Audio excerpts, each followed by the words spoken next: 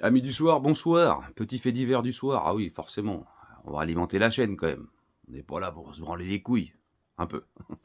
Mais pas trop quand même, parce qu'après, bon, ça donne des idées de merde. Voilà. Anne-Sophie Lapix, victime d'une tentative de homejacking. Oh, mais comme c'est triste. À Paris, 5 hommes interpellés. Ah, écoutez bien l'histoire parce qu'il est quand même extraordinaire. Ce matin, sur l'autre chaîne, je vous parlais rapidement, d'une étudiante de 20 ans qui a été suivie, ligotée, violée et puis volée aussi à son domicile.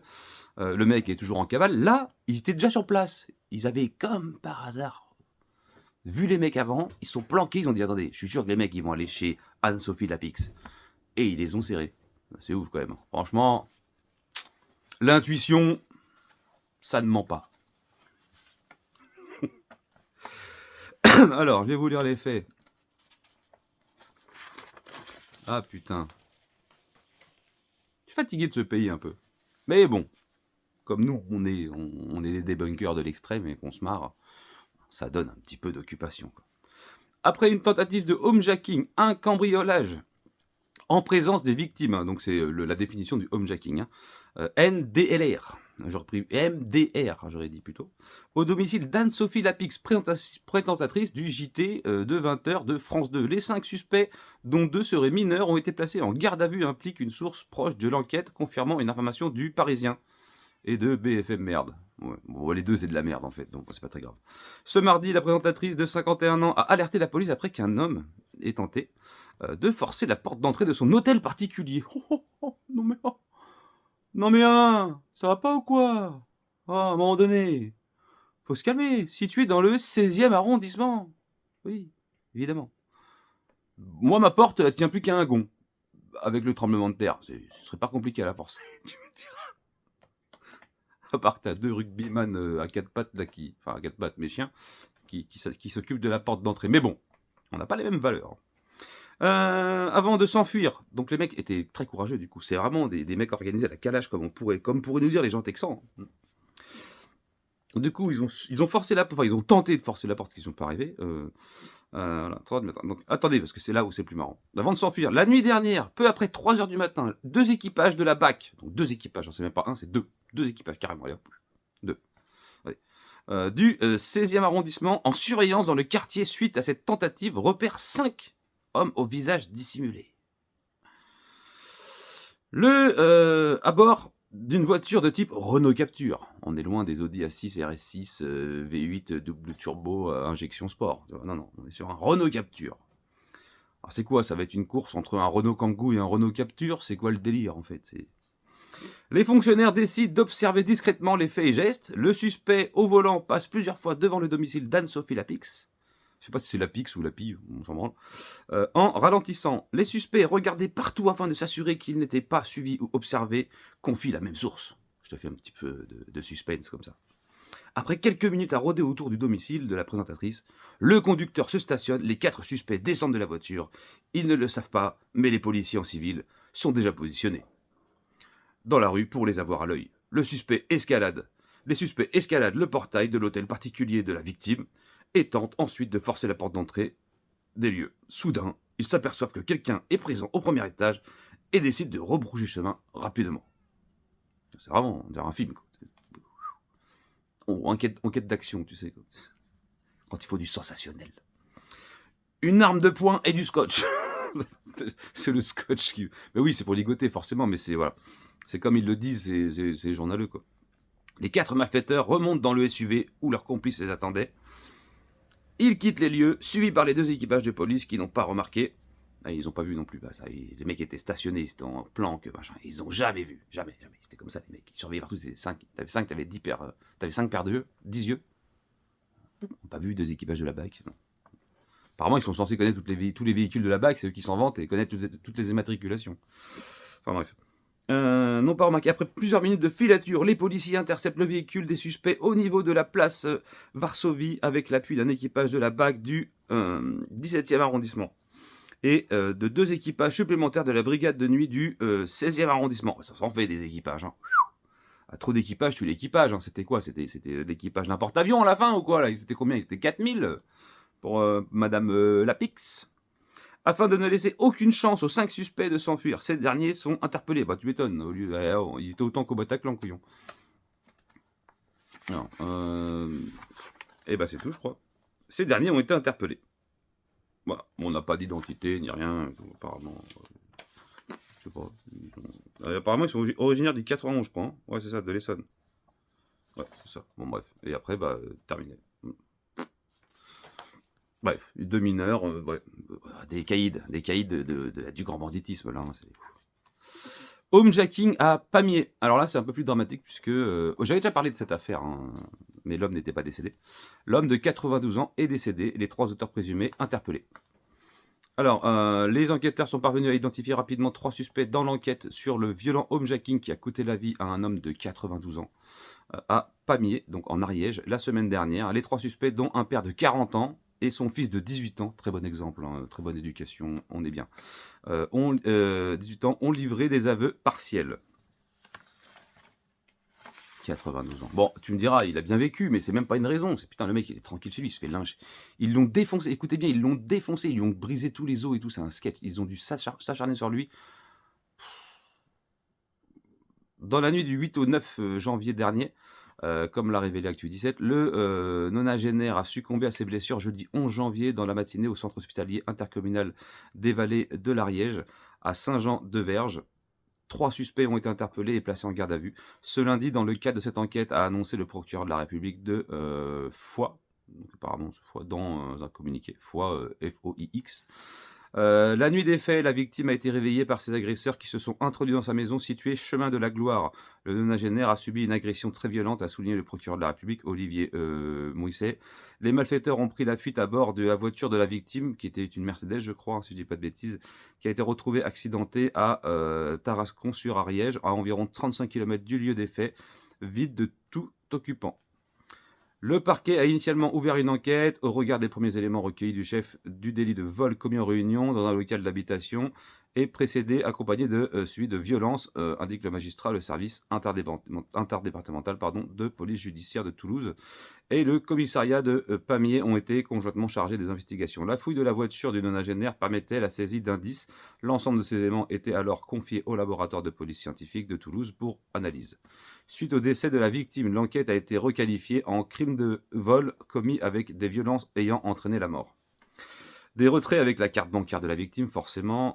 L'autopsie a montré que la mort de la victime était consécutive à des défaillances multiviscérales. Vraiment, quand je vous dis qu'ils l'ont lynché, c'est qu'ils l'ont lynché, quoi. À 3 dessus. Ah, c'est très courageux. 3 fils de pute sur un petit vieux de 92 ans. Ouais. Respect à vous, les gars. Hein. J'espère que vous irez. Vous crèverez ah là là, je sais pas quoi dire.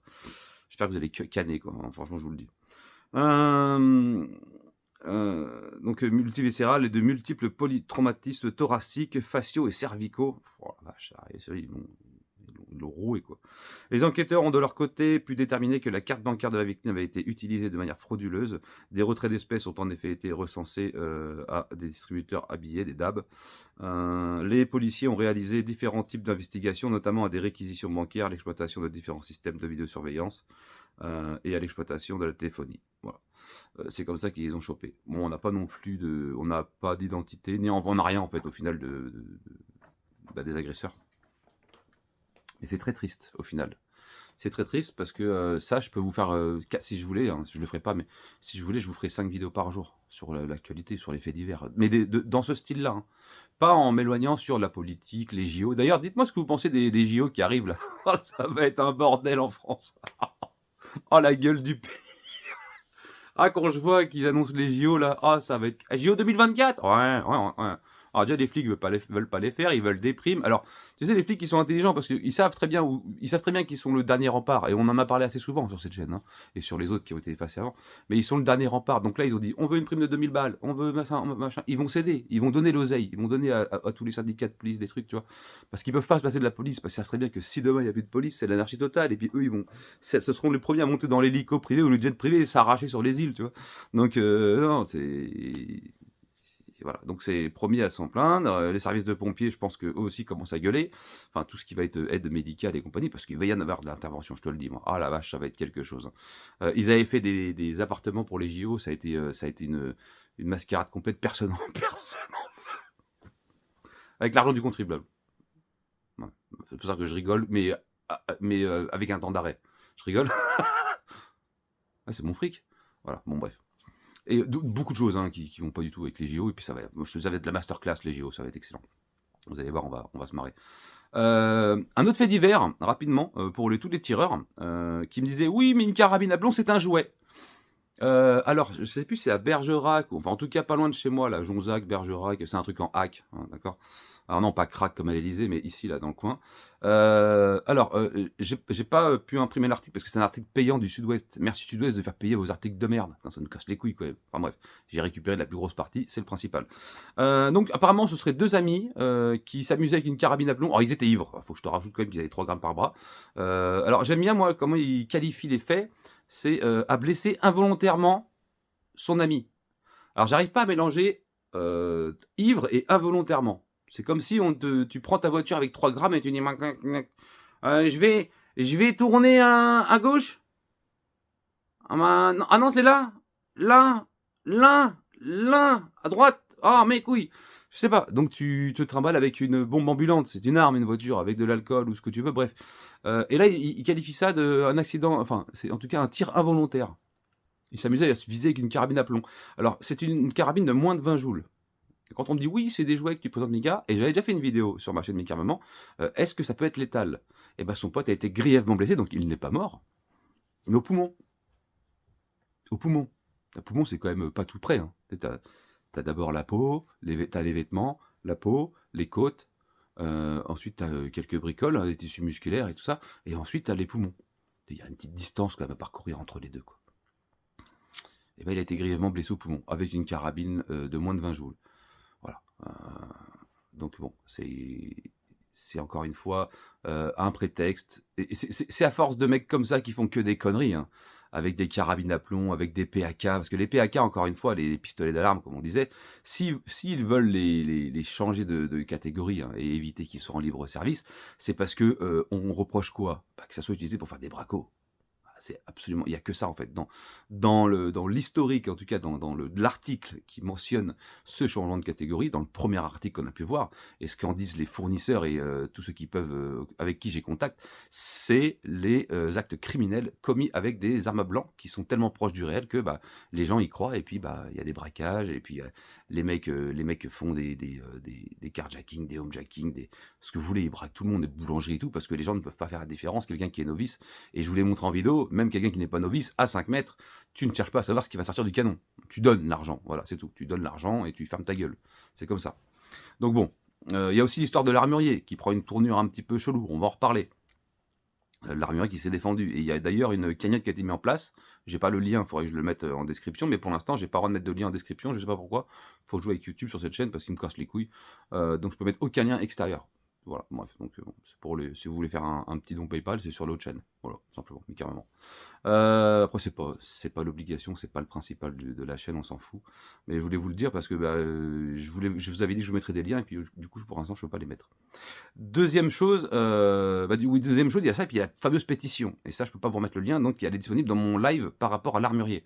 Sur la chaîne Mika Maman. Donc là, vous trouverez le lien de la pétition sous la vidéo.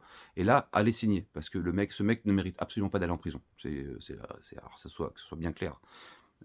C'est pas possible. On peut pas. Ça serait, encore une fois, dire aux délinquants, bah, vous avez gagné. Vous avez gagné, la justice, c'est de la merde. Allez, c'est bon, dans 8 mois, le mec est dehors et c'est fini, quoi. Tu vois. Non, c'est pas possible. On peut pas faire ça. On peut pas s'arrêter là-dessus. Ok. Donc il faut absolument que les gens... Et je crois que c'est déjà été signé 40 ou 50 000 fois, ou 60 000 fois déjà. C'est ce qui est pas dégueulasse à notre niveau de tireur, de pratiquant du tir, etc., etc.